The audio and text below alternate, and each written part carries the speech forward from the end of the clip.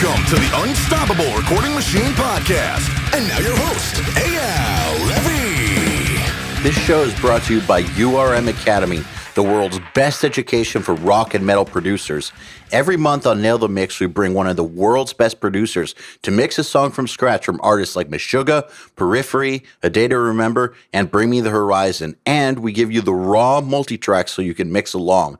You'll also get access to MixLab, our collection of bite-sized mixing tutorials, and Portfolio Builder, pro quality, multi-tracks cleared for use in your portfolio. You can find out more at nailthemix.com. So today with me is someone that I've known for quite a while, who I've always thought is a brilliant dude, Mr. Jason Lekberg, who's the founder of Lekberg Enterprises, which is a full-service marketing outfit specializing in digital innovation and product management. Some of his current clients in this endeavor are Steel Panther, Letters from the Fire, Ramona Flowers, and some previous clients include Lamb of God, Judas Priest, Alter Bridge, and tons of others. Jason also spent nearly 12 years as the frontman, manager, booking agent for IKILLYA, and during that time, he also held positions at various labels and digital medium outfits such as digital marketing manager at Epic Records, vice president of digital strategy and marketing at 11/7 Music, and at these companies worked with clients like Ozzy Osbourne, Hell Yeah, Incubus, Motley Crue, Blondie, and many, many more. So with that said, Jason, welcome to the URM podcast. Thank you for being here. Thank you for having me. Yeah, it's a pleasure to have you on. And, you've got a really impressive resume in the realm of digital marketing and product engagement, but I know that you're a musician. What drew you to that area of the music business? That's a good question. I've always been a fan of things that are technical and kind of the tech side of things.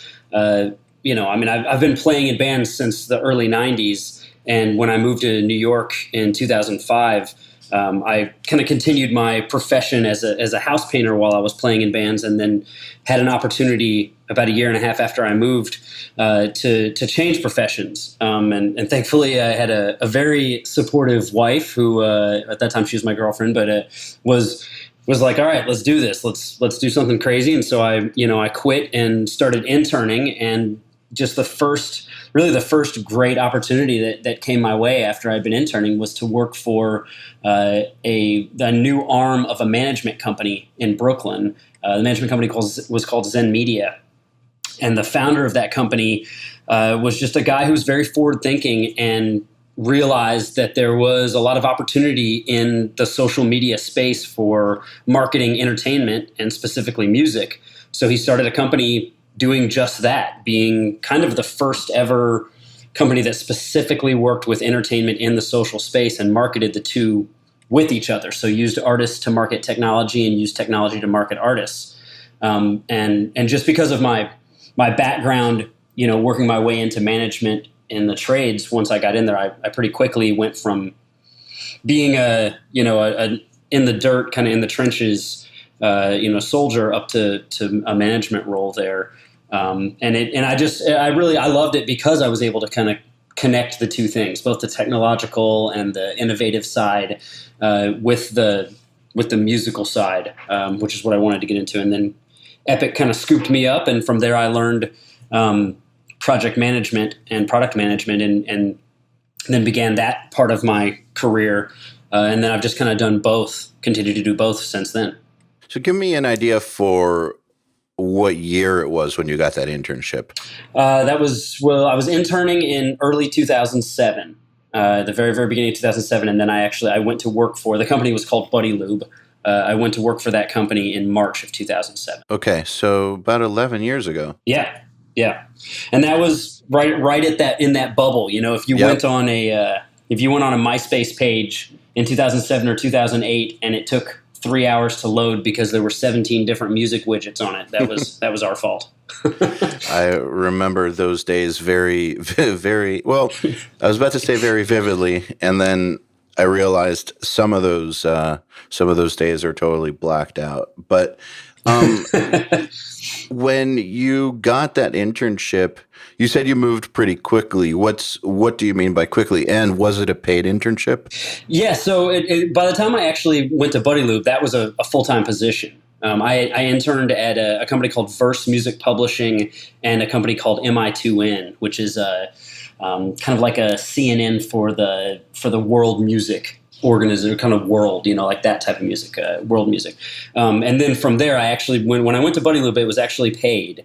And it was very quick, actually. The 11th day that I worked there, the owner of the company kind of took me aside and said, "Hey, do you want to be in more of a management role?" And I said, "Absolutely, I do." And so I ended up, myself and two other people kind of shared the duties of managing the entire marketing arm of the company, which at that point was only about 30 people.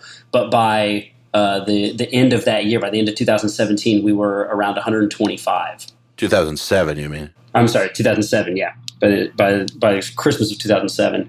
And then by spring of 2008, the company had all but completely imploded.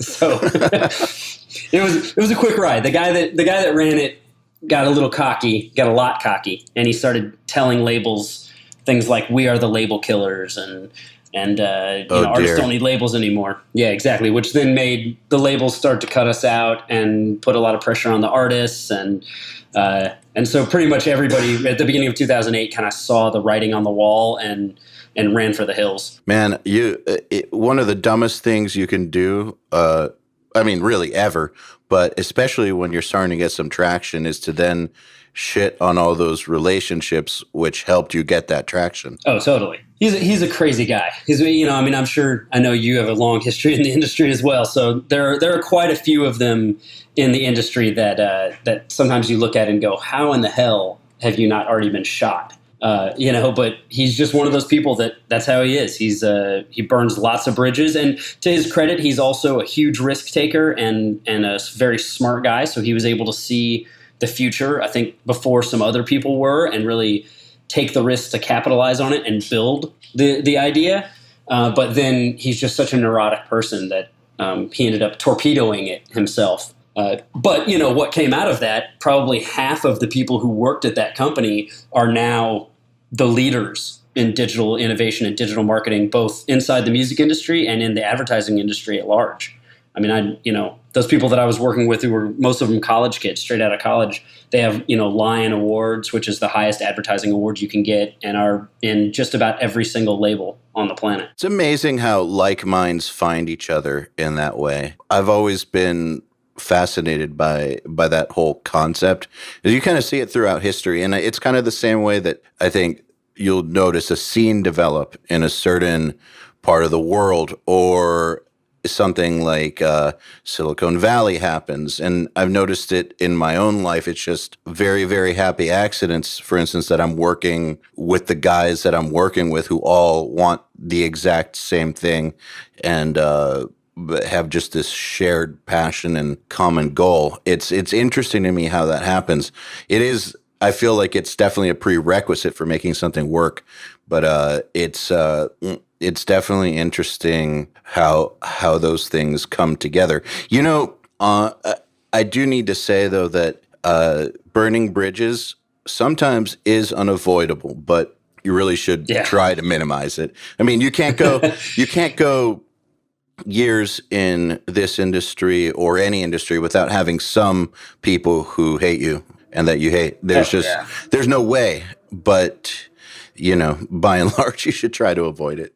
It doesn't help things at all. Absolutely. Yeah, there's no question. I think I've made the analogy before that, I'm not a big sports guy at all, but the people I know who do know sports well talk about that, like say playing basketball, if you don't have at least a couple of fouls, you're not playing hard enough. And I think that that's a very similar thing. There's always going to be some people that don't like you, and there's going to be some bumps, but you kind of have to have that because this industry is so difficult. You have to constantly have your elbows out. It's very, very interesting on the topic of people from the past coming up a lot. So with Nail the Mix, we're now starting to deal with much bigger artists than we were before. And that means dealing with much bigger labels than we were before. And somehow that means that a lot of the people from my past, from the Roadrunner days, who have moved on to other labels are now a part of my life again. And I am so thankful that everything ended on good terms when it did. Yeah. Yeah, I bet. Yeah. Holy shit. That's something that people just don't understand, how small this industry is. You know, and I know you know this guy, but, you know, Brian Slagle, who's the head of Metal Blade. Love him. You know, I love him too. You know, for a long time, he was doing a thing called the Metal Summit. And initially it was 2 times a year. Then it became once a year, you know, and he just get everybody together, or at least a significant amount of the people together. And, you know, we'd be in a casino in the desert or down in Florida, and you're looking around a table and you're realizing that, you know, in this one room are managers and agents and label representatives from pretty much, I mean, at least 3/4 of every metal band that is working, you know, and that's crazy to think how small that is. I felt really honored to go the 2 times I went. I felt totally out of place, but I definitely I definitely thought it was impressive that it really was just like 20, 30 people. Yeah. If that. So recently, you called it quits on IKILLYA after almost 12 years. What was the turning point that made you stop doing the band thing and focus full time on the marketing game, or are you still doing the band thing? I'm definitely still doing the band thing. I'm in process. The last bass player from IKILLYA, Rob Broderick, and I are currently trying to put together a new band. But what really caused me to put IKILLYA to bed was that, you know, I'm very proud of what we did over those 12 years. You know, we had 3 records. I feel like each one was better than the last one. You know, the growth that we had and the amazing journey that I was able to go on over those 12 years, I wouldn't trade it for anything. You know, it was beautiful. But I also, you know, I feel like the art has a life of its own, and I do this as much for the journey and for the experience as I do for any, you know, success in air quotes that may come. And throughout that process, the industry has changed significantly. These last 12 years have just seen massive change, and especially in the underground. And it has just gotten harder and harder and harder to make the commitment necessary to really build a band from scratch and to go from the bottom. And as even for the things that IKILLYA was able to do, we were very much still at the very bottom of the ladder.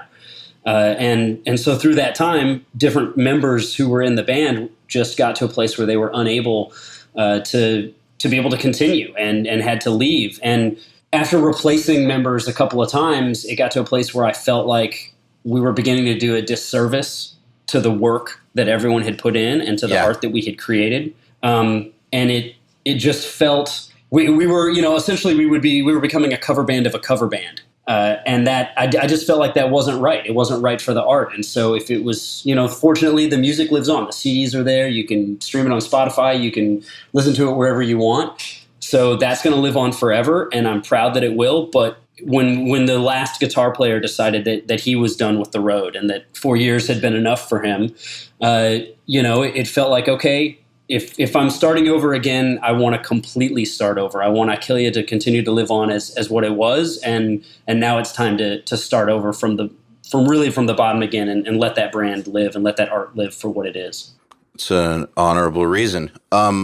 That brings up something I wanted to ask you. We recently had an episode of something we do called the Career Builder Show, and it was an episode detailing really why it's so tough to make it in the music business and why most bands don't. And this is definitely not you. I'm just wondering your opinion on this. So a lot of it has, in my opinion, has to do with the idea that what they think is hard work or dedication isn't actually hard work or dedication in reality. It's more in fantasy.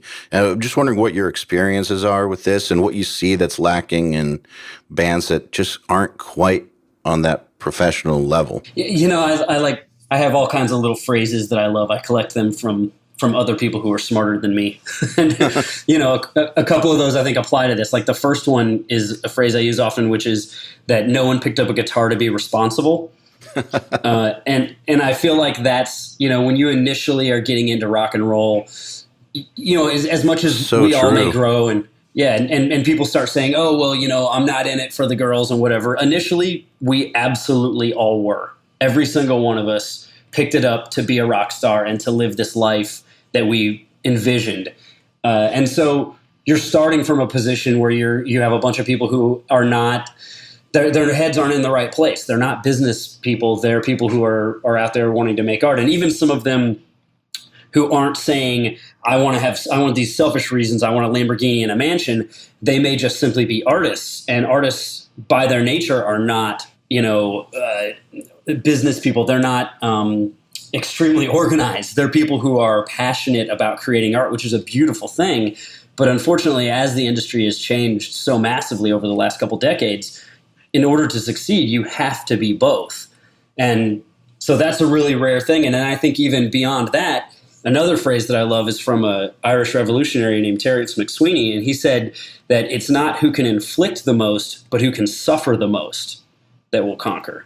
And that's something that I think people just really don't, even if you're an intelligent person. I totally agree with that, 100%. Yeah, right? And it's like, even if you're a person who understands and you're a person who thinks you understand and you are a business minded and you're ready to go and you're ready to put the work in, understand, like really living what it means to get punched in the face 17 times a day for 12 years just to be able to land one punch of your own. Like, it's the reality of that is so much more crushing than I think most people understand. And that's just something that you're not going to truly understand until you get out there and start living it. And I think that's just overwhelming for a lot of even the people with the best intentions. Yeah, I think that's absolutely right. You can have the loftiest, most wonderful goals in the world, but as soon as reality starts handing you whatever reality is going to hand you, how you deal with that ultimately is going to be the majority deciding factor in how close you get to those goals. And It's a lot more brutal than people realize. I also think what you said about the 12 years straight thing is accurate. It's easy, in my opinion, to put up with tough environments and rejection for a year or something. But when you start entering year 3 and then year 5 and then year 7, on and on, it starts to break people. And oftentimes, you hear a lot of success stories where people said that the thing that turned everything around for them happened as they were almost ready to quit, but just decided to stick it out a little bit longer. You hear that all the time. And so obviously with people that quit, there's no way of knowing what would have happened if they had stuck it out 6 more months. But I just think that it's interesting that so many people share that, at least that feeling that right as they were ready to give up, they pushed a little harder, and that's when things turned around. I've always held on to that. I completely agree with that. And I think even more than that, I think that, I kind of touched on this a minute ago, but like I believe in order for you to be successful in the music industry, it has to be this entire thing, especially in heavy music, has to be about your journey. It has to be about your personal journey through this, not necessarily what those specific goals are. Because as you grow as a human and as you go through these experiences and as you learn what this means, your goals are going to change and your definition of success is going to change. And so you have to be invested in and excited about the journey and excited about learning about yourself and learning about the industry and learning about the rest of the world, or you're not gonna be able to handle those changes because in the beginning your belief is going to be, oh, if we just do this it'll be great, and it's either going to be one or two. Either you're never going to reach that, but you may be able to find satisfaction in the other things that you do, or maybe you do reach that and then some, and you have to change your scope and your understanding to realize, okay, well, what is success then? If all of a sudden now, we're as big as Guns N' Roses, why am I doing this now? I have the Lamborghini, I have the house.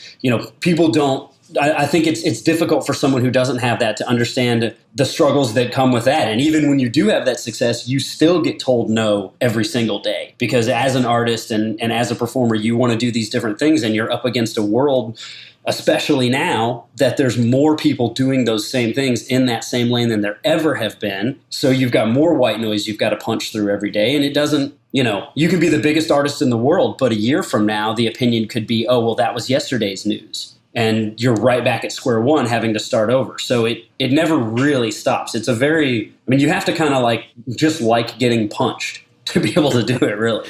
The evolving your goals thing is actually way harder than people may realize, because especially with something that's as personal as art, you identify yourself with those goals.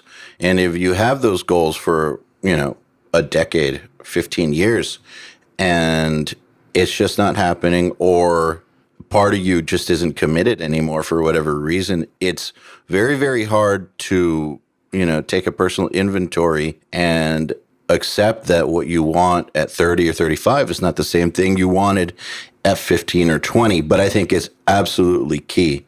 Absolutely. And hey, if you still want the same things, that's cool too. But lots of people don't. And I know from my personal experience, my band did not, I do not think we were a successful band at all. I think we flirted with it we flirted with the bottom level of success, and got to do a lot of cool things that maybe we were lucky to be able to do. But through that, I got to see what it was like a few levels up from us. And, through sharing buses and dressing rooms and all that. And for me, I started, thinking about the future. I'd be sitting there on a bus with a band that was 5 times our size. And I'd be thinking, okay, these guys are bigger than we're probably ever going to get. They still live in 2-bedroom apartments. Is this really something that I want when I'm 35 or 40? Do I really, really want this? Or am I just holding on to something I wanted when I was 13, 15, 20? Or am I just being negative? And I had to struggle with that for a while. And then I realized that as shallow as it may sound, I'm not interested unless it's huge. And unless that's just me. And I know that some people are going to say that that's lame. It should be all for the love. But if I don't see the possibility for constant expansion and the ability to, get to a huge world level, I'm just kind of not interested. My mind does not engage. And so for me, I had to then be like, okay, so what am I interested in? What do I want to do? And it took a few years to figure that one out. But if I didn't figure that out, who the hell knows what would be happening now? It was one of the most important, mental shifts I've ever made. And I think it has kept me in the game in my own way and has given me more success than I've ever had with anything else in my life. But it was crucial to redefine my goals and make them accurate for who I was, older me than younger me. And now I look back and I'm like, the idea of, for me, who to each their own, but for me, the idea of being in a band or whatever kind of gives me anxiety. I'm just not there anymore. But I try to think about if I was still, based on how much work it is, if I was still trying to do that and my heart wasn't in it, what a waste of time and what a waste of mental resources. So I definitely think that, people need to go all in if they want to make it work. And by going all in, you have to be all in on a much deeper level than you may even think you are. I completely agree. And honestly, I don't think there is any shame whatsoever in understanding that about yourself. I think that's one of the most important things you can do as a human. And I can say just for my own personal growth and my own personal learning, that understanding and respecting the rights and the room for the other humans that I know to have that same journey has been the hardest thing for me to do. Because when I was a kid, I was early on in my music career, I was really, really aware of how much I still didn't totally obviously understand, as we've been discussing, but I was aware that there was a ton of work to be done and that we needed to get going right away. I remember being in high school telling my friends, look, all of our favorite bands got signed when they were 18 or 19. We've got like 2 years to get this shit done. Let's go, and then it not happening. And then when people would quit my band, I mean, it was very common that, I was one of the first people to get my own place where I grew up. And so a lot of my band members ended up living with me. And people knew, like, if you quit my band, you had to move out. You didn't have a place to live anymore, and you better cross the street if you see me walking down the street. And, like, if I'm driving, I might run you over. Like that's where I was about it. Like, that was like a personal it was like a personal affront to me. Like, if you quit my band, like, you were dead. And it took me years to be able to step back and understand that everybody has to take their own journey on that. And if it's not where they are anymore, and as angry as I am at the positions that I've been put in by people who have quit my band over the time, I'm more angry at them for not being honest with themselves earlier and making commitments they shouldn't have made than I am with them quitting. Because if that's who they are and where they are and what they need to do for their lives, who am I to tell them not to do that? Yeah, it's that's why there's a certain element of luck involved. Also, I don't mean luck as in you're not going to have to work hard. I mean just luck in who you meet, right? Like luck that Paul McCartney met John Lennon, luck that Slash met Axl, that kind of stuff. The stuff that luck that the Slipknot guys all met each other and happened to be the same age at the same time in the same town, sort of thing. Those are the things you can't control. You cannot control other people's level of commitment, and unfortunately, to make a band work, it's like all cylinders. You need to be firing on all cylinders. Have to be. Yeah, you can't have dead weight. You just can't. And really, there's nothing you can do about that. I mean, you can replace people, but then it's still luck if you find somebody that's going to work. It's the struggle I'm currently facing right now. Because, when this went down and as it's gotten harder to put a band together and to make the commitment necessary and to really grow a real business, because that's what we're talking about here. We're talking about growing a business. When IKILLYA separated, that was one of the main reasons. I was like, okay, if I'm doing this again, it's got to be right. So I'm going to start back over and do it right. And I've spent since August 26th, I have not stopped looking. I have not stopped talking to people. I have not stopped trying to find different avenues. Everything down to when Toontrack did that most recent thing where they had Dirk Van Buren and Mario putting together drum tracks and guitar players playing for it. Every single one of the people who were winners or runners up, I researched them and found where they lived. And if they were on the East Coast, they got an email from me, and like, I'm just beyond looking on Craigslist, beyond looking on Bandmix, I'm like, who know? I'm going to shows being like, who are you? Like, turning over every single stone possible and not finding the right people with the right commitment level. And it's infuriating and it's unbelievably frustrating. But if you don't find them, then it's not going to be right anyway. You can't force it. It's. I used to say, and I don't think I've ever actually even said this publicly, but like, we had a bunch of rules, and one of the main rules was the best at everything, and that was it. If we weren't the best at like winding cables and getting off stage quickly, if we weren't the best at like shaking hands with the guy that runs the bar, like if we weren't the best at everything, I knew that there was no chance for success, and it has to be that. Hey everybody, if you're enjoying this podcast, then you should know that it's brought to you by URM Academy. URM Academy's mission is to create the next generation of audio professionals by giving them the inspiration and information to hone their craft and build a career doing what they love.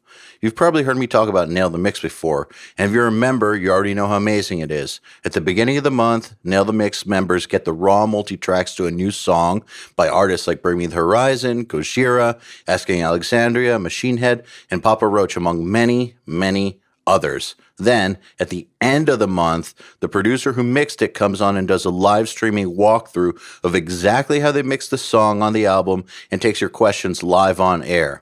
You'll also get access to MixLab, our collection of dozens of bite-sized mixing tutorials that cover all the basics, as well as Portfolio Builder, which is a library of pro-quality multi-tracks cleared for your use in your portfolio, so your career will never again be held back by the quality of your source material. And for those who really want to step up their game, we have another membership tier called URM Enhanced, which includes everything I already told you about and access to our massive library of fast tracks, which are deep, super detailed courses on intermediate and advanced topics like gain staging, mastering, low end, and so forth. It's over 40 hours of content, and man, let me tell you, this stuff is just insanely detailed. Enhanced members also get access to one-on-one office hour sessions with us and Mix Rescue, which is where we open up one of your mixes on a live video stream, fix it up, and talk you through exactly what we're doing at every step. So if any of that sounds interesting to you, if you're ready to level up your mixing skills and your audio career, head over to urmacademy.com to find out more. It's interesting to hear that. I have definitely suffered from the same mental affliction about that stuff. You see it as a fatal flaw in unsigned bands that they carry bad members and make excuses for them. Whereas I notice in bigger bands, while obviously not everybody in every big band is like some musical Navy SEAL or something, it's not that at all, but they have figured out how to work together in a way, they're complementary to each other and have figured out how to make, one person's weaknesses will get complemented by somebody else's strengths. And it works like a jigsaw puzzle. They have that figured out. I think I would position it a little bit differently than that. The way that I prefer to say it is that if you're launching this, you're at the very, very first step. You're putting together a band, you're writing songs, you want to go out and start a band. You are entering into a territory where literally every single person that you encounter, every person you talk to, every person you reach out to, their objective is to find a reason to say no to you. Because there are 5 other people just like you that are waiting on either side of you to talk to them. So they're all just looking at, how do I clear my deck? How do I get to the next one so I can just clear and get to the next thing, whether it's an A&R person or a radio person or even a talent buyer at a club, no matter who it is, they're all looking for the easy no so that they can just move on to the next thing because they're overwhelmed. So in that case, anything that you're putting within your organization that provides opportunities for no, provides easy no's, or makes it more difficult for you to overcome those no's, or even just do what you need to do to be a band to get to the place where you can be told no, those things just make it harder for you. So can you potentially find a way to make that work? Could you work with a heroin addict in your band? Maybe. Maybe the music they write is so amazing that it's going to change the world, but you're absolutely making it harder for yourself to even have a chance to get there. Yeah, 100%. But that's actually what I meant by complimenting other people's weaknesses. Like if you do have that heroin addict in the band, you better be Led Zeppelin or something, to that extent. You better have something else that will make other people overlook it. Yeah. I mean, I would argue though that I don't think Guns N' Roses would get signed today. I think if with as bad as they were heroin Probably addicts not. and junkies, and I don't think it would happen. I think for what I know of the industry and the people that I know who I talk to on a regular basis, that are the guys actually signing bands. For myself, if you were a band if Guns N' Roses came to me, as much as I love Guns N' Roses music, I would take one look at those guys and just go, this is wasted. There's too many obstacles here. One of these guys is going to OD. And of course that would mean that we would be depriving the world of Guns N' Roses, but there's just not enough money left in the industry to make it worth putting up with an asshole or a drug addict. It's just not there anymore. I have definitely noticed that shift as well. It's so weird how when I guess I was a teenager, how lots of these types of habits were glorified and really promoted as part of the gig, like being a horrible alcoholic drug addict. And there are certain genres that do promote that still. But I mean, in our world, that was like par for the course. And now I do know that everything you're saying right now is true. I know that people in the industry look at drug addicts and alcoholics like that. It's like kryptonite. Yeah, they're a liability. Yeah. They're absolutely a liability. And in a world where it's hard enough to make money and it's harder and harder every day to make money, there's just another reason to say, no, this isn't the right band, to kill it before it gets started.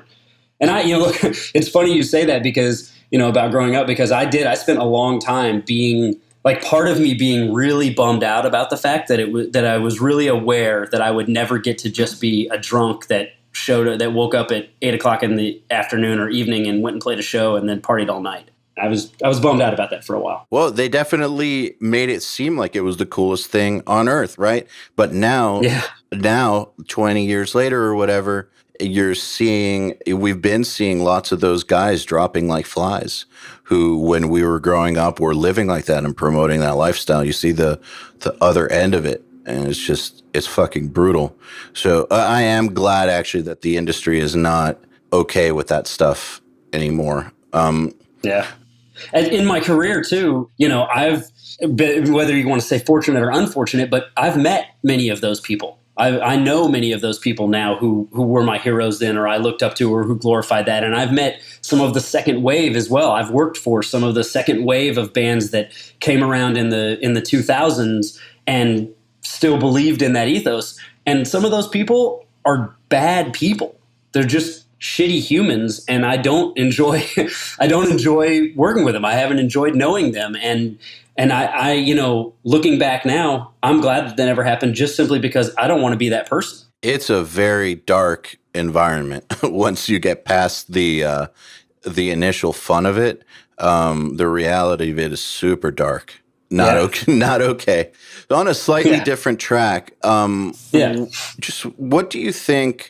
Back to smaller bands, what do you think they miss about the importance in marketing themselves, no matter what level they're at? I think the most basic thing is a very clear and very defined brand.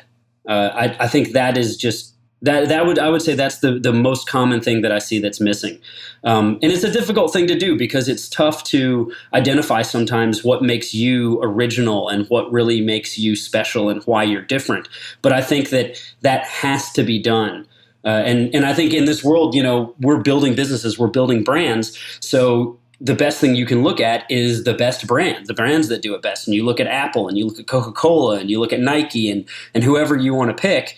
And you look at what they're doing and you look at the amount of effort that they spend to make sure that their brand is perfectly positioned. I mean, if you work with a huge company like that, and let's say you're an advertising company, you go to them and they want you to build banners, they will send you a deck that explains the specific Pantone colors that their logo is allowed to be in and how much white space is supposed to be between their logo and anything else on the page. Mm-hmm. They get to that level. And if you send them a deck that doesn't follow that, you're going to hear about it. And that level of not only understanding of your brand, but protection of your brand, I think is massively important. You have to build something that is immediately unique and identifiable, and that at every touch point, people understand that it's your brand and they understand that it's you. And I think that's something that is completely in a young band's control and will massively help them no matter what they're doing moving forward. How do you, I totally agree. That is 100% right. But how do you contrast that, or maybe let me rephrase. Have you ever noticed though the local bands who just take it a step too far? So like it looks like, yes, they're doing all the right things brand wise, but just so wrong. And it just seems like they're just trying way too hard. And so it kind of makes them kind of come off like as more of a joke than anything else. Like, where's the fine line, I guess, between authenticity and trying too hard? That is a very tough thing, but I think it's something that is learned through experience. The same way that that brands sometimes do missteps. Pepsi made that commercial earlier this year. I don't remember who it was. Some pop star was in a fake riot and handed a Pepsi can to the cop. Oh my God. You know what I mean? like that is just a complete horrific misstep. And I would say that that's a similar thing to a local band having a brand that doesn't make sense. And some people are better at branding than others. Some people make bad decisions. So I think that it's more important to be trying and thinking about it than not. But that also being said, a big misstep that I see local bands make is when you get the one person in the band who understands that the brand is important and makes that the sole focus. Because at the end of the day, you are an entertainment entity and you are a musical artist. So if your music can't back up your brand, it doesn't matter what you're doing. I mean, Kiss's brand is ridiculous. And I'm not even personally a Kiss fan, but you can't deny that they wrote huge hooks and huge songs. And without those things, they just would have been a ridiculous bar band. Really ridiculous bar band. Yes. So one of the core values of your business is the concept of truth and justice. What does having a business that revolves around transparency and candor do for client confidence as well as confidence of potential business partners and associates? Wow, that's an awesome question. Thank you. Thank you for asking that. I remember when I first moved to New York, my wife was in the music industry and all of her friends were in the music industry. And I remember going out to brunch with them and having lunches and dinners and whatever, and we're hanging out and they would constantly complain about their jobs. And I remember thinking, you guys are absolutely out of your minds. You work in the music industry. You've got the coolest job ever. Like, just give me 3 seconds and let me swap with you.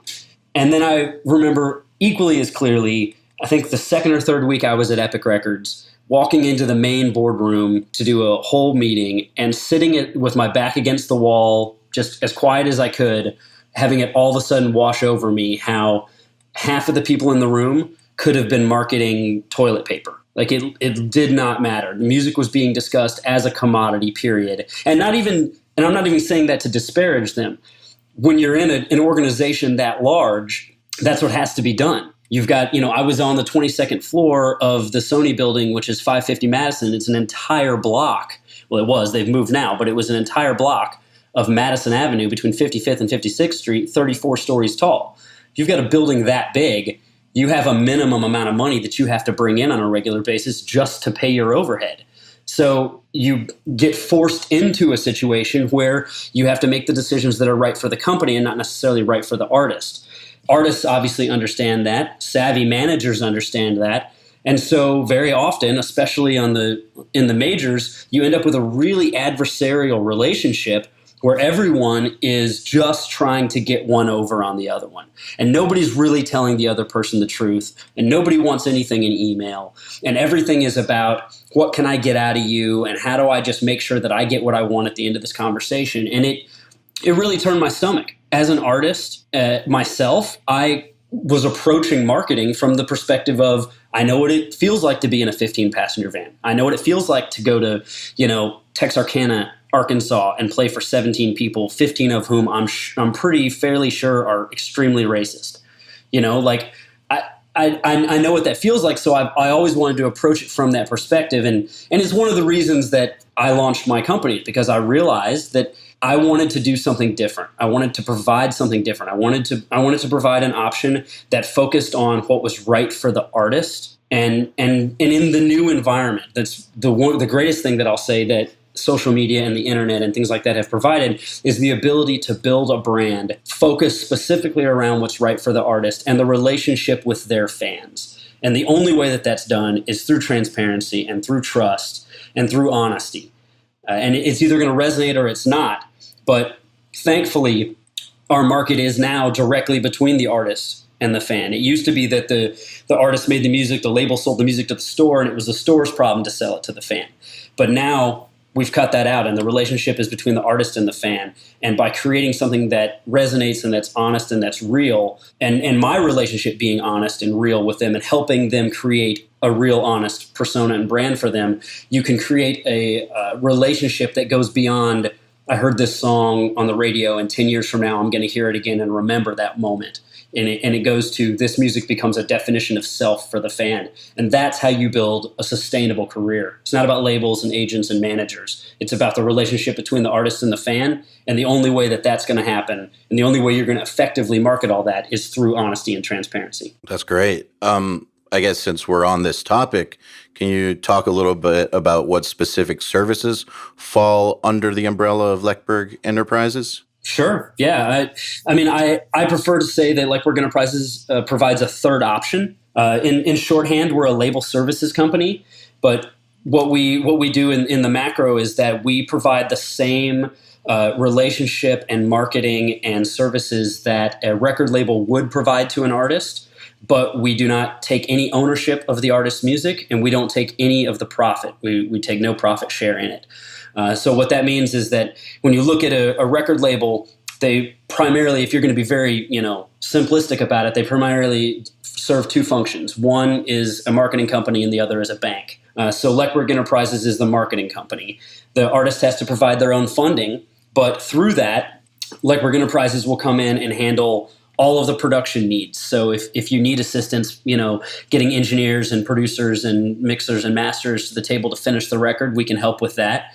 Then getting all of the physical product produced, so making records, making vinyl, getting it serviced through to all your DSPs, establishing your distribution deal, overseeing that process, creating all the metadata so that you get paid properly, managing that whole situation, and then making music videos and photo shoots and everything that goes along with that. Then creating the overall plan, so creating the marketing plan and the timeline to execute these items and use them in such a way that they can help market the release, and then putting together the team, so finding the right publicist, the right radio team, the right digital marketing person, and then overseeing that entire campaign throughout the time. So being the point person that liaises with the artist and their manager and with that team and assures that we're all working together to release the music in a timely fashion and create the largest marketing that we can around a release and help them spread their brand and grow their brand, and then grow to the next release. Do you find that what you do at Lekberg Enterprises requires artists that are somewhat business savvy to be your clients, or do you think that it's something that can work as well for artists that are the very beginning of their careers? I think you absolutely have to have a solid understanding of the fact that this is a business and a respect for it. Some members of bands are less active than others, but someone in the band or the management team has to be fully aware of the fact that this is a huge business undertaking that's being done. And I don't really think that has to do with the position in an artist's career, whether they're young or they're old. It has to do with the mentality of kind of where they are and what they're doing. The biggest hurdle that I face regarding what stage they are in their career is the funding. That's the biggest problem. And I don't say that Lekberg Enterprises is the solution for the music industry, because it's not. That's why I call it a third option. Because option one, releasing your own material and just building on your own slowly, or option two, signing to a record label, are both still very, very viable options depending on who you are. Especially if you're a young band, a label being able to have the war chest to invest several $100,000 and lose it all in you because you've got to grow and because you're not going to make it back initially, and having the ability to pick up the phone and call a partner and have them answer the phone because they represent a massive band as well as a young band.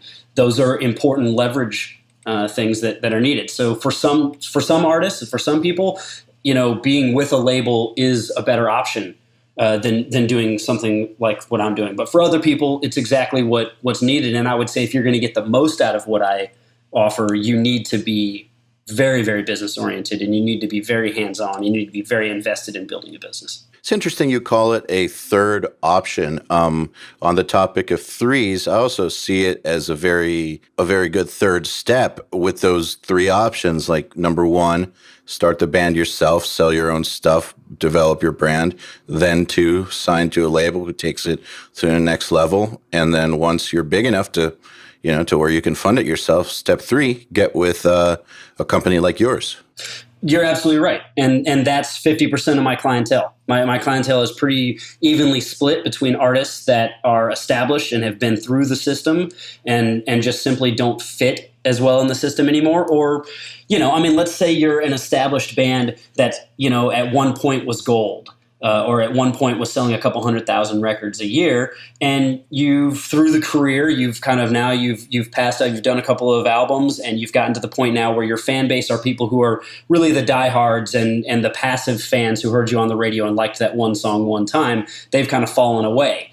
Well, if you're only selling 30, 40, 50, 60,000 records on a larger label, you're going to be a very low priority. You're not going to get a big budget. You're not going to get a lot of time devoted to you.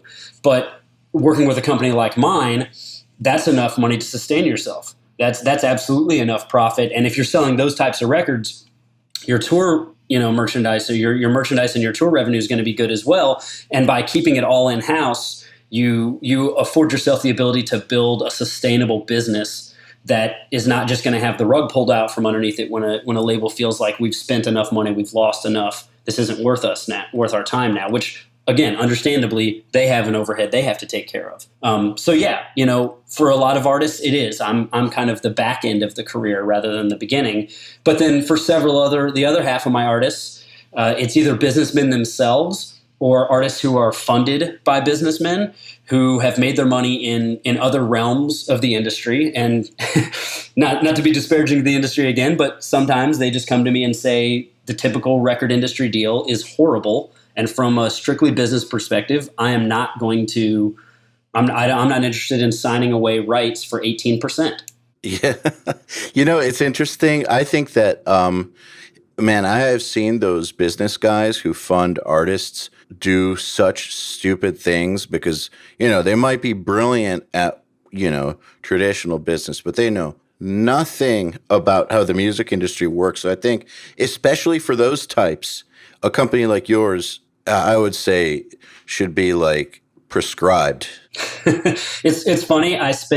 When I'm working with those clients, I would say I spend as much time educating them as I do doing the work. And it's because, not to say that they aren't smart people, because they're smart enough that they're able to understand this and they get it very quickly. But through that education process and through me spending time with them and talking about how the music industry works, then they're able to take the knowledge and their business smarts and apply it with the proper information. And then I feel like we're much more effective past that point. But yes, I do spend a decent amount of time on the phone going, I completely understand why you think that, but let me explain to you what's really happening. Well, obviously they're smart. Like, as a producer, I had to deal with these types of guys a lot because they would pay for bands I'd record. And they were often the most lucrative clients. They'd be better than the labels 9 out of 10 times. But they would send you contracts that are just insane,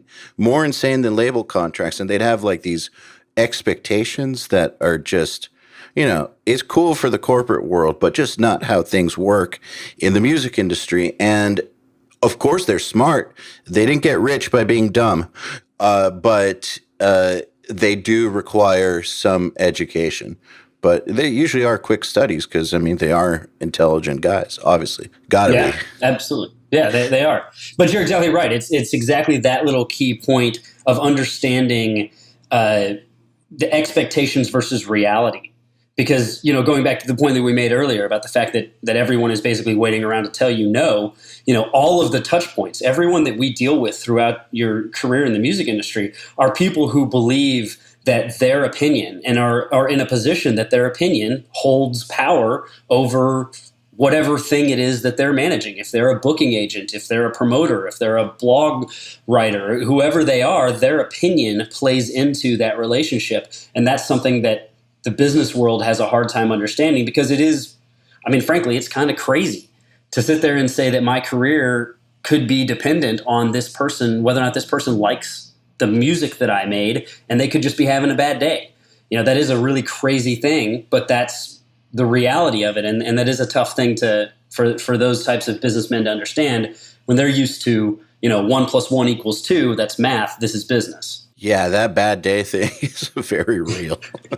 It totally is. So on this line of conversation, if you were sitting down with a new client who had yet to release anything at all, just getting started in their careers as musicians, artists, what would be some of the first steps that you'd take to be able to understand their brand as well as begin developing a marketing strategy on your end of things? That's always such a tough thing, and it's always a moving target too. There's a certain amount that you can just ask some simple questions.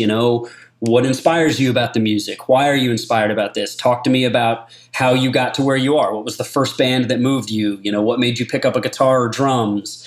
Understanding those things about an artist helps you understand who they are, and then diving into why did you write this song?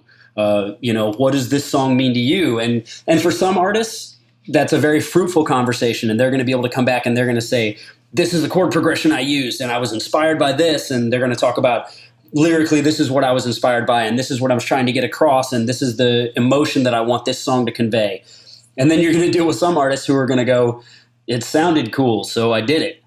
And that makes it very difficult to come up with that. And so a lot of times when when it's my job to help craft that brand, it does fall to my own creativity and sometimes even my interpretation of what the music is. And so I'll listen to a band and I'll listen to what they say and I'll spend time with them. And then I'll go away and just brainstorm on it for a couple of days. And, a typical marketing plan for me is 14 to 17 pages to launch a campaign. And the first couple of pages are specifically that kind of stuff: brand overview, key objectives, what our mission statement is. And sometimes it takes me a couple cracks to get it to a place where the band feels like, yes, this represents me, because sometimes they don't even know what would represent them. So I have to kind of massage that out. How important is the first impression? Is this something that is kind of yay or nay for you at first, or do you have to take your time with it? The first impression for the artists themselves? A first impression that the artist makes on you, potential client. It makes on me. Oh, yeah. Gotcha. It's important. It's definitely important. I think it's important for both of us, but it definitely is important because this is not easy. But there's a manager who I respect a lot, and I'm not super close friends with, but I'm friends with, and I'm sure you're aware of him, but Blasco. I love that guy. And yep. And he and I have known each other for many years. And when I was about a year in, I was really pitching him very, very hard to try and get some of his bands, because he was in a position where he had bands that were very much like you were describing. They had done it themselves and they had signed, they got big, and they were in a position to really own their own world. And he kind of looked at me and he said, why would I ever do that? He said, as a manager, I have to take all the risk. That's such a Blasco question. Yeah, exactly.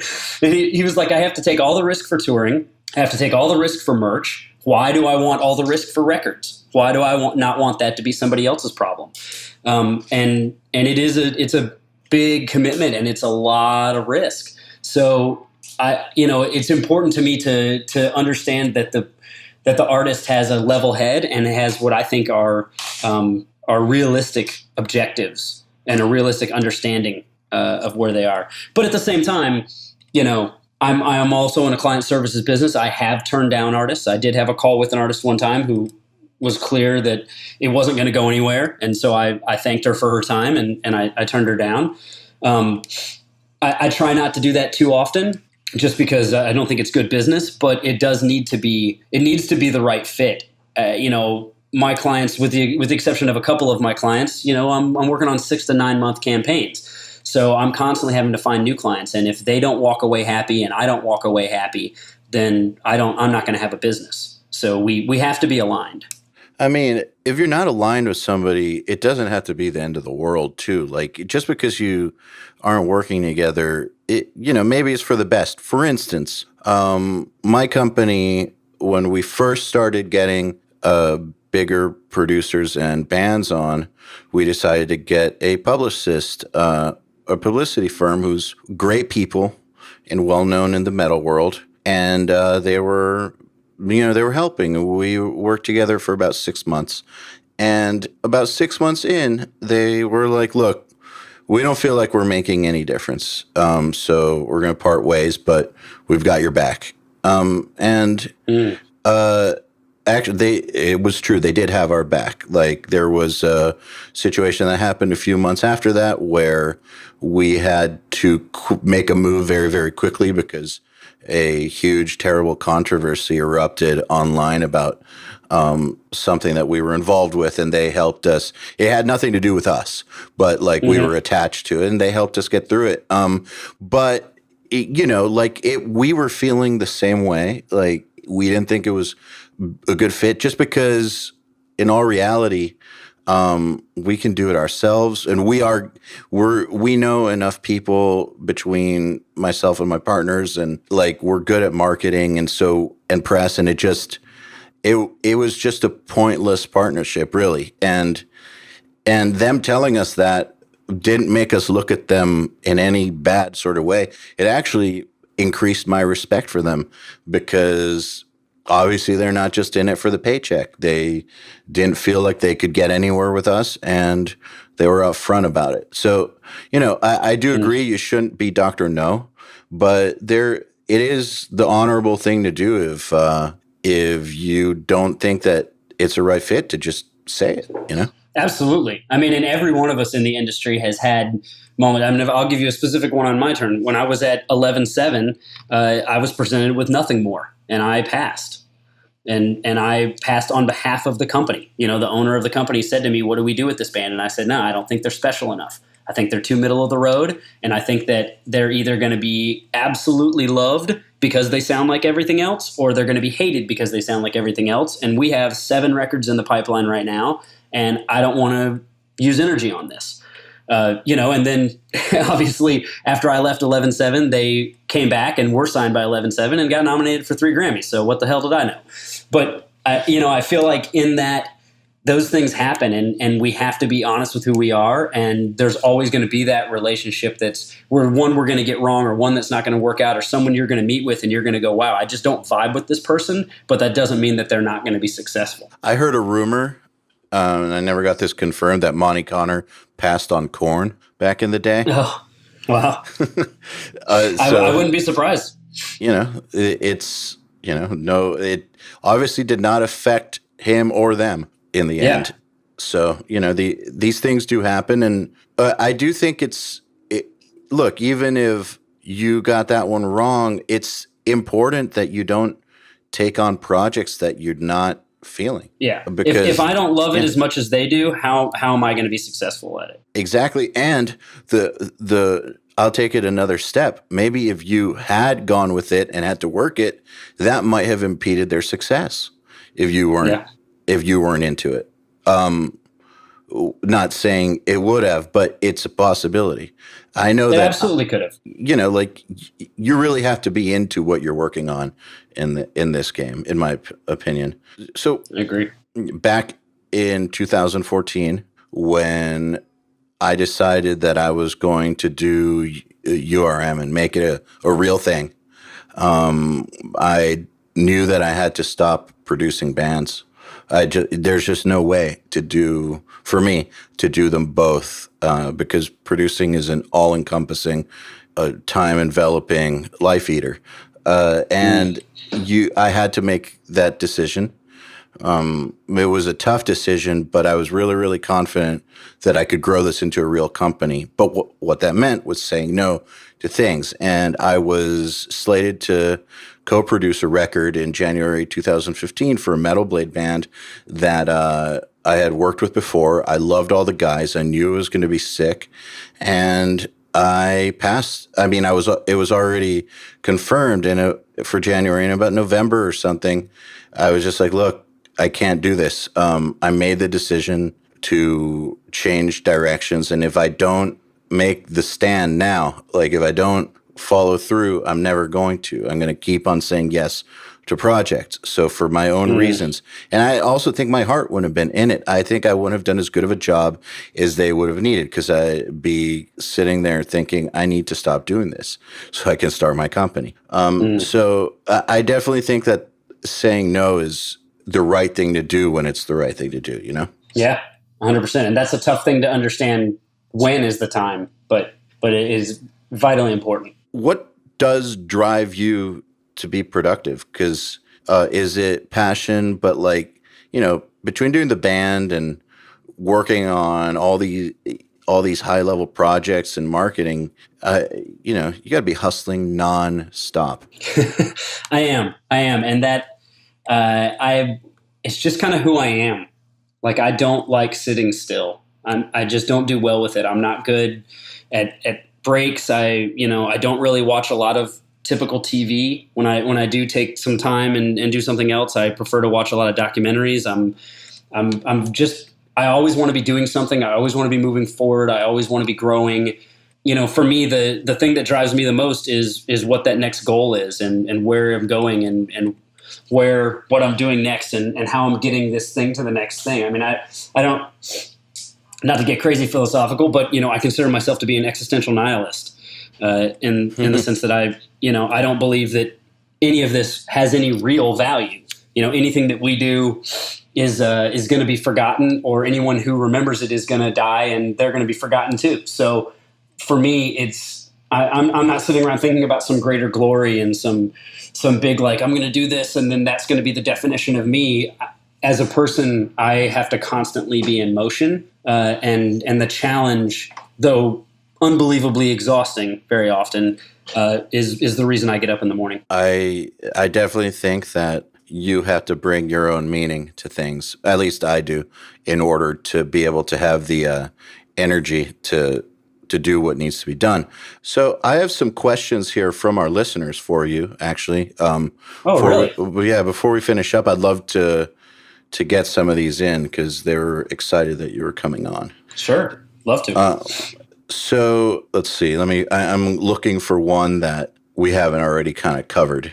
Okay, here's one from Matthew Laribas. How do you approach marketing with bands who want to maintain artistic integrity, like as an actual thing that they say, aka are afraid of quote unquote selling out?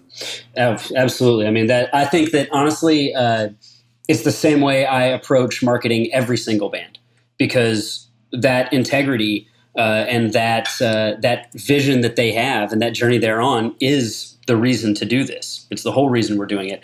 And I think that a band that's afraid of losing artistic integrity simply either hasn't worked with the right people, or isn't really aware of what that real process is, because authenticity is the only thing that sells. So when a band says to me, I'm concerned about our artistic integrity, my response is, great. I'm concerned about your artistic integrity too. Let's sit down and define what your integrity is, and who you are, and what the definition of your brand is. And then let's make sure that everything we do moving forward reflects that and respects that. And that's the only way, I think, to market a band is with their integrity in mind. Without that, there's nothing else. The only other way to do it is to look at, a pop world where you're saying, well, what can I do to get attention? But that's not something that I feel ever really works in heavy music, or in any lasting genre. Yeah, totally agree. So here's one from Geo Hewitt. Say you had a brand new band and they had everything on point: killer music, killer image, responsible people, touring experience in previous bands, but they're waiting to release everything and make social media assets as a band. What would be some of the first steps you would take to market them, or would suggest for them to do? I think that's very wise. Actually, I think that's exactly the way that they should be doing it.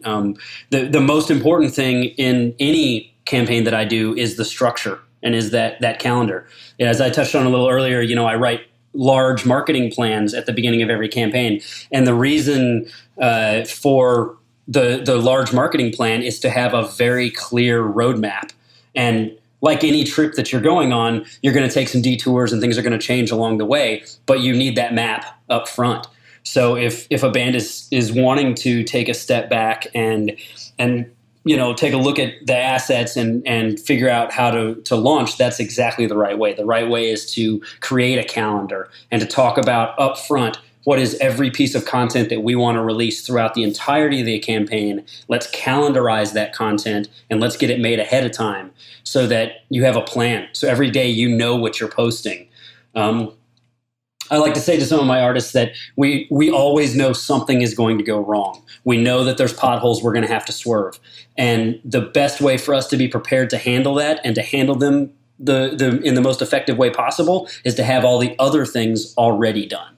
So if our plan is in place, our map is in place, we know what we're doing tomorrow, we know what we're doing 2 weeks from now, when something bad happens today, we can just focus on handling that bad thing and figure out how it is to swerve around it and get around it, rather than having to figure that out and then also wake up the next morning and realize, crap, I don't have my content ready for today, and now our whole plan's off. So that's the most important thing, is the plan, is the roadmap, and I think waiting and putting that plan together is exactly the way to do it. As long as you don't take forever. Yeah, yeah, definitely. I mean, look, yeah, you absolutely need deadlines, and you need, you can't wait forever to create. I like, there's that other phrase that I love, which is that art is never finished; it's abandoned. And I think that making those deadlines and saying, okay, this is this piece, and that's the beautiful thing about being in a band, though, and about creating art, is that you are creating mile markers on this journey. And so this record and this video and all these different things that you're making, you're going to learn from them, and you're always going to want to do a better one. If it was the perfect thing that you had ever done in your entire life, why would you want to continue living? Like that, those two things don't make sense. So of course it's not going to be perfect. So what you do is you get it as good as you can, that's representative of right now within an appropriate time frame, and then you move on and you grow on that to the next piece. Great. Here's one from Kevin Ronan. Is there any viability in internet/satellite radio for a local band that's trying to increase their audience? For instance, my band has submitted our music to different internet radio stations who have accepted it and now play our music. However, we haven't seen any increase in activity on our website or social media, and we don't have any way of getting any metrics from it to see if our music being played on these radio stations is even effective for us. And thank you for your time and knowledge. You're very welcome. Thank you for asking. The first thing I would want to do is make a very clear distinction between internet and satellite. Satellite radio is by far the most powerful form of radio in the United States. And it's very difficult to get on. And if you get on it, you will see the effect. And I would also add that there's a few radio companies out there, radio promotion companies out there that specifically work in rock and metal. And their fee is 100% the cost if they only get you on Sirius. Like, that's hands down. It is absolutely worth it. So if you're thinking about that, do that. As far as the online radio is concerned, that's a really tough one, because anybody can turn on their computer and create an online radio station.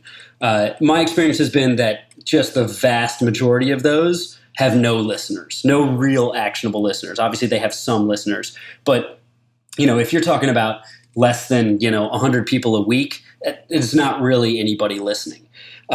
Now, it's still effective to do, because it helps if it gets you in front of another one fan. As a band starting out, you're counting fans one by one. So if you get one fan, then great. But I wouldn't expect any of those to all of a sudden change the world, because most of them are not going to have big fan bases. If you're not seeing an effect in your own analytics, it's doubtful that there's a big reach that the station has overall. So I wouldn't get hung up on needing to call into them every week. But if you have the time and the ability to reach out to all of them and ask them to play your music, it's a good thing. And supporting them socially when they do play it is good. It's never bad, but it's not going to change the world. All right. Here's one from Rodney Altenbaugh, which is, what advice and resources would you recommend someone looking to get into the business side of music? And thank you for your time, and good luck in all your future endeavors. All right. Thank you. You as well. So there's a couple of ones that I really like. There's a website called RenManMB, RenMan, and then the letters M and B.com. It's all together with one word. And that's run by a guy by the name of Steve Rennie, who at one time was the president of Epic Records on the East Coast until he discovered a little band called Incubus. And he began managing them, and he no longer manages them, but he started this site to specifically help break down and really provide more information, very direct information. I think he's done just a fabulous job of creating small pieces of information, whether they be little like couple-minute long videos or interviews that really get to the meat of the things that you need to know about those topics. So I think that would be a great thing to start with. The next thing that I would say is just getting experience. If you want to be a manager, if you want to be in the industry, get in the industry. Find a band to manage, even if it's a local band and you're just doing stuff.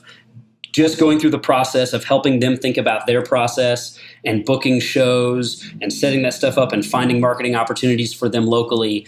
That's experience that's going to be invaluable to you. The majority of the really, really heavy hitters that are out there in the industry right now started locally doing their own thing. They were, they were putting on shows at their college, and then they became the talent buyer at a local bar. And then from there, they met such and such artists and began managing them and whatever. The best experience you can have is to just start doing it. Start working, find any opportunity you can to get in, start developing those relationships, and continue that. I mean, that's unfortunately, Rennie, you'll hear Rennie say this, but relationship is 99% of this industry. It's about who you know and what your relationship with them is. Absolutely. Here's one from Flavius Constantinou, which is where to start when you want to produce content for daily scheduled postings, like pics, videos. What types for these formats? It depends on the format. I think that you need to look at what performs best in each format. Instagram obviously is better for photo than it is for video. As much as they would like to be a video hub, it's not necessarily a place that's real great for that right now. Understanding the strengths of different ones. YouTube was obviously about video, so the better the visual content is there, the better you'll be. Facebook, you get to do it all. I think it's less about thinking about what type of content to create and more about thinking about what your objective is. If you understand what your objective is and what the brand is that you're trying to portray, then that will help you decide what pieces of content will help portray that brand and will help push that brand forward. And I think you're going to end up finding that it's a combination of everything.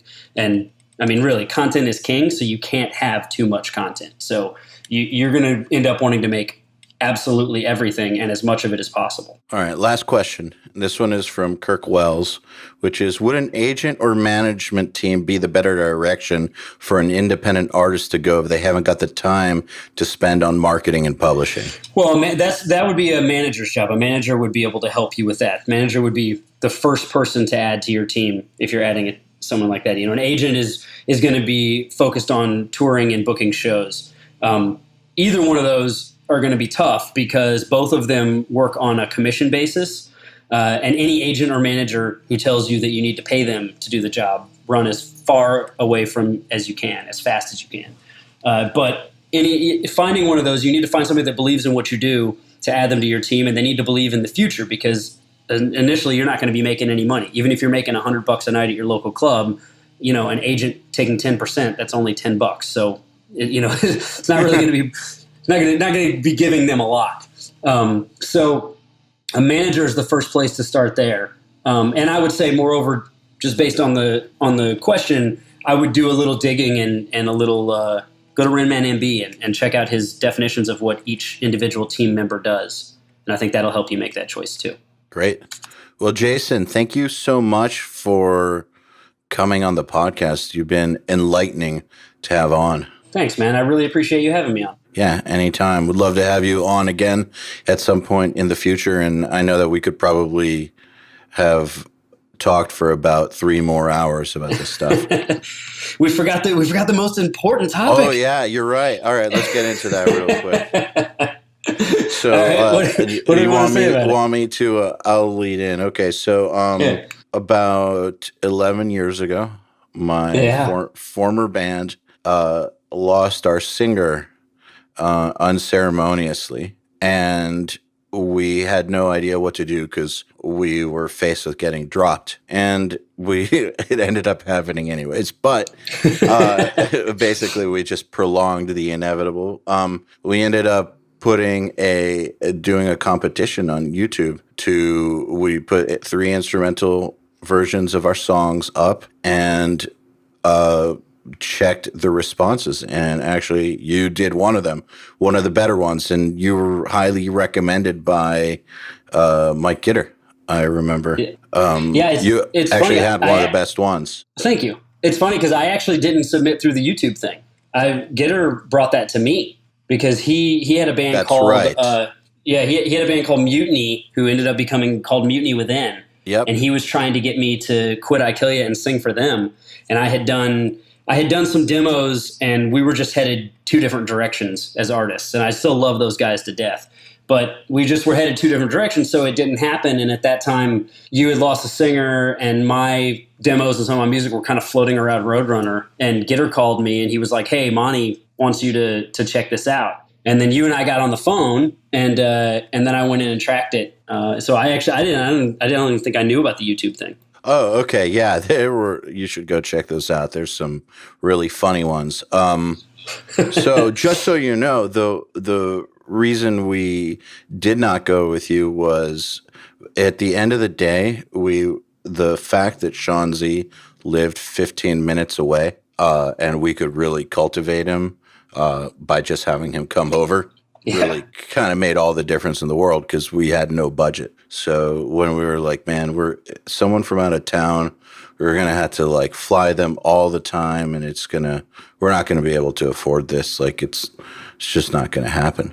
But we definitely, you were in the running for sure. That's awesome to hear, man. That's really awesome to hear. I appreciate that, because I actually didn't hear a lot back. I just heard that I didn't get it, but that was, I totally understand that. I mean, and when I heard him, it's funny, when we started talking about doing this, I went back and listened to that demo, and I haven't listened to that in probably a decade. But, I now, hearing myself sing and know who I am, I was cringing at a couple of points. I was like, oh man, I could have done that better. And I still contest that I had a better chorus, but he did have a better verse. His verse on that song is better than mine. But it was all good. I mean, I was honored to have the opportunity. It was killer to have a choice. And I mean, the ability to have someone that who's close by, that you already have an affinity for, to go get in a van. I mean, I would have made the same choice in your shoes. Yeah, I had a long-standing relationship with him already. Like, I had known him for years, and he's like the most agreeable dude I've ever met. And we were just coming from a situation with like the two most disagreeable people you will have ever met in your entire fucking life. And so we kind of had, mild PTSD from the whole experience. So the fact that he's just, that we knew him, and we already knew he was such a good dude, and that wasn't even, there was no question mark about that at all. Like, yeah. That went a really, really, really long way, because we're all kind of traumatized. Well, I mean, look, we both know what it's like to be in a van with somebody, and you get 3 days into a tour and go, oh, I don't like this person. And then you're like, great, I got to spend the next 6 weeks within 10 feet of this person.